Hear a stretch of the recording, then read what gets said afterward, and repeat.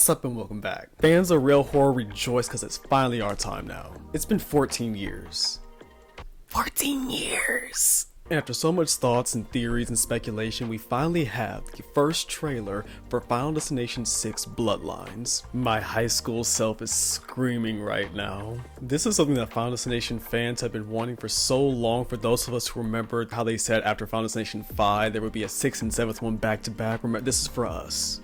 And for this one, we got a bit of an interesting trailer, and we also have a confirmed release date. I wanted to do a bit of a trailer analysis for what we see so far in the one scene that we got, and also get into some of the rumors and speculation for the plot of this movie and where they seem to maybe be going so far. And if you enjoy that, stick around. Welcome or welcome back to my channel. I'm Hayes, and let's get right into this.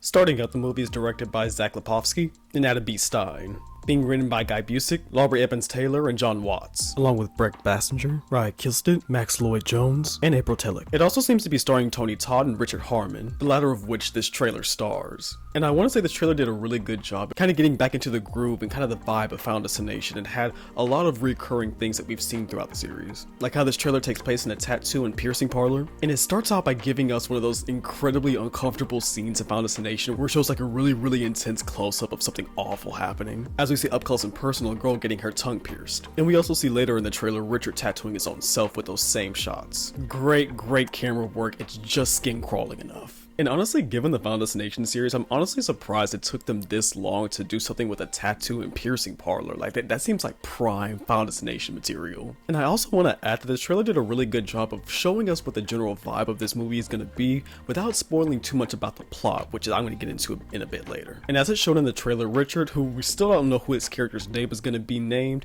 so I'm just going to go by Richard for now. He lost his dad recently, which I do think with the title Bloodlines, he's going to have something to do with maybe the premonition or vision that we have earlier in the film. And as he's closing up shop after he gives himself a tattoo, we see one of the infamous chain reaction, Rube Goldberg machine type of things that leads to one of the characters dying. This chain reaction leads to literal chains for some reason that were swinging right next to a ceiling fan to swing and hook his septum piercing, all the while tightening and twirling around the base of the ceiling fan as it spins. And he has to eventually get to higher ground and stand on top of one of the glass casings. And as he's trying to unhook himself from this whole thing, the glass thing breaks and he starts swinging and then falls into fire.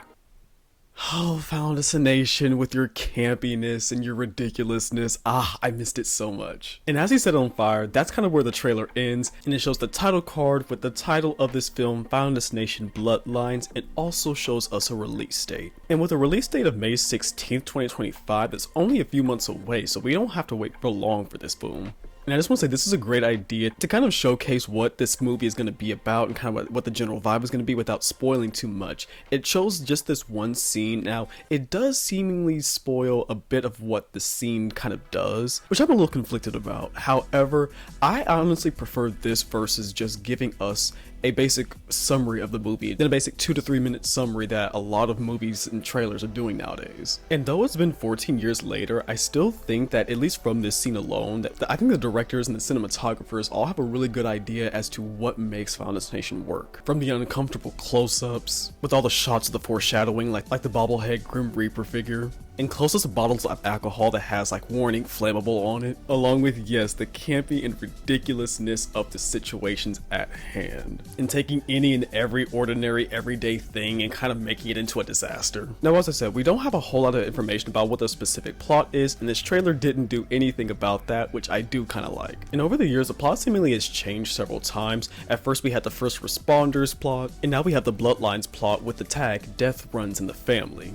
Now, if the rumors are still true, it seems that the opening premonition has something to do with the Skyview restaurant. Now, I'm not sure about anybody else, but when I heard the restaurant thing, I was fairly neutral on that, you know, thinking about what they could do as an opening disaster. But considering the fact that it's a Skyview skyscraper restaurant, it opens up a lot of possibilities for the exaggeration and over-the-topness that opening disaster should have in a Final Destination movie. And it also does correlate with some fan speculation from several years ago about there being some type of skyscraper accident. Now, a small synopsis that we have for Final Destination Bloodlines reads: plagued by violent recurring nightmare, college student Stephanie heads home to track down the one person who might be able to help break the cycle and save her family from the grisly demise that inevitably awaits all of them. This does coincide a little bit with the previously speculated plot, meaning that a college student has recurring nightmares about an incident that her grandmother foresaw within her premonitions and avoided. And that seemingly seems that it's going to play into the idea of new life being able to cheat death, but if they do go in this route, it does seem to confirm that that wouldn't have helped regardless, because it seems that new life, new babies being born,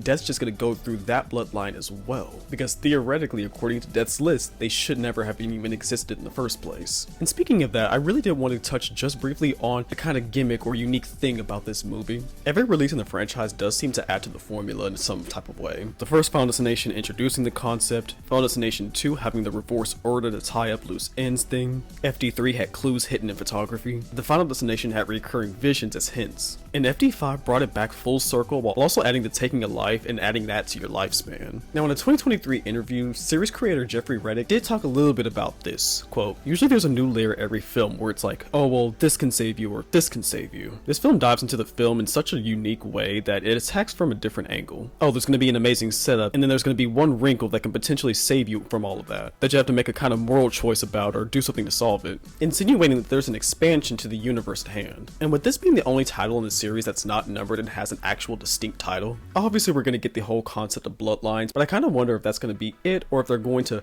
find some new ways to maybe cheat death, so to speak. And I want to go back to the line. Stephanie heads home to track down the one person who might be able to help break the cycle and save her family. And as we see by who's starring in the cast, there's only one person who I feel like this could be, and that would very much be William Bloodworth. Fans have speculated about this character literally from every single entry that he's been into the series, but we never got much answers as to who this character is, what his connection with death, how he knows so much. And for those of y'all who have been around for a while, y'all know that one of the ideas that they seemingly had was that they were going to introduce and kind of explore William Bloodworth's storyline. And I imagine it's going to be the exploration of his character and that whole storyline as to how he even got into this position in the first place, along with the Bloodlines idea of death going down the list of people who really shouldn't be alive and kind of going through it in kind of a similar way to how Final Destination 2 was. And now, as Final Destination fans know, we're here for the story, yes, but we're also here for the deaths.